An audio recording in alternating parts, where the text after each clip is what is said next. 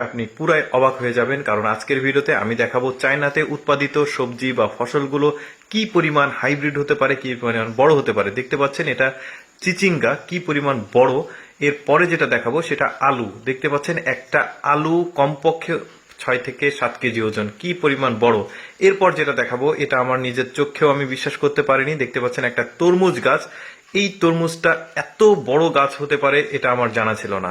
এরপরে যেটা দেখাবো সেটা হচ্ছে কাঁচামরিচ। দেখতে পাচ্ছেন কাঁচামরিচ, এক একটা কাঁচামরিচ এক হাতের চাইতেও বড়। কি পরিমাণ হাইব্রিড জাতের কাঁচামরিচ দেখতে পাচ্ছেন। এটা আবার আরেকটা জাত, এটা মোটা জাত। এইরকম অনেক আজকে সবজি আপনাদেরকে দেখাবো যেটা অনেকেই দেখেনি।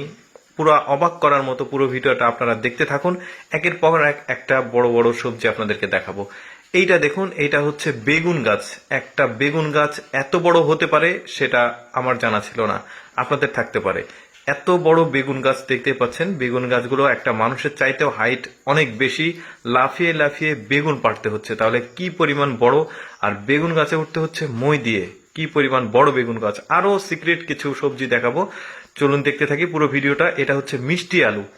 একটা মিষ্টি আলুর ওজন যদি 5 কেজি হয় তাহলে এটা কি পরিমাণ বড়। মানে একটা মিষ্টি আলু 10 জন মিলেও খাওয়া যাবে না। দেখতে পাচ্ছেন আরেকটা মিষ্টি আলু তুলছে মাটি থেকে।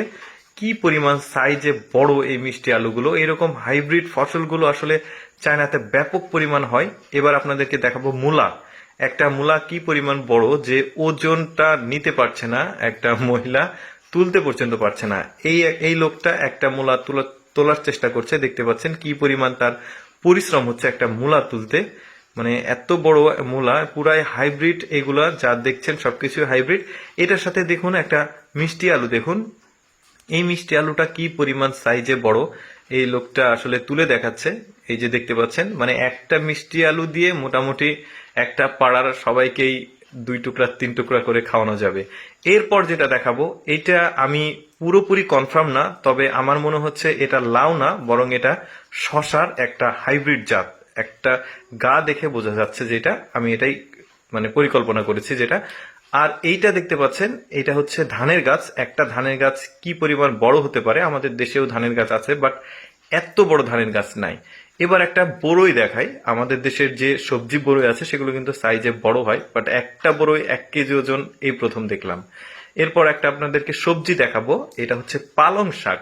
কি পরিমাণ মানে হাইব্রিড, আপনি চিন্তা করেন একটা পালং শাকের গাছ। পালং শাক আমার যতদূর মনে হচ্ছে সেটাই, সে নিজে ওজন নিতে পারছে না। এরপর রয়েছে মাশরুম। আমাদের দেশেও মাশরুম চাষ হয়, বিভিন্ন দেশে মাশরুম চাষ হয়, বাট এই সাইজের মাশরুম এত বড় মানে কল্পনার বাইরে।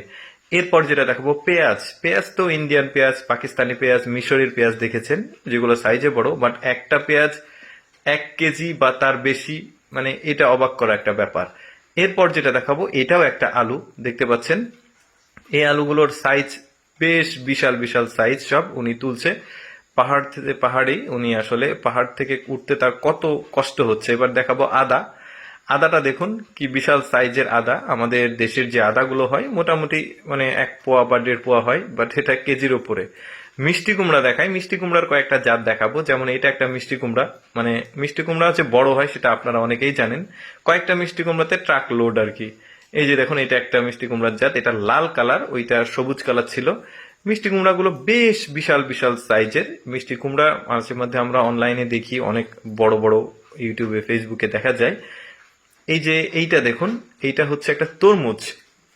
তরমুজের যে সাইজ সেটা রীতিমতো একবারে অবাক করার মতো, বিশাল এক সাইজের তরমুজ।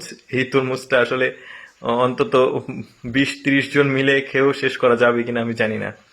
তো যাই হোক, এই ভিডিওগুলো, এই সবজিগুলো আপনাদের কেমন লাগলো, এই ভিডিওটা কেমন লাগলো, আপনারা ভালো লাগলে অবশ্যই ভিডিওতে একটা লাইক দিয়ে আপনার মন্তব্য কমেন্ট করবেন। আমাদের ভিডিও এইরকম এক্সেপশনাল ভিডিও পেতে হলে অবশ্যই আমাদের এই ফেসবুক পেজটি ফলো করে আমাদের সাথেই থাকবেন। সো ভিডিওটা দেখার জন্য সবাইকে অসংখ্য অসংখ্য ধন্যবাদ।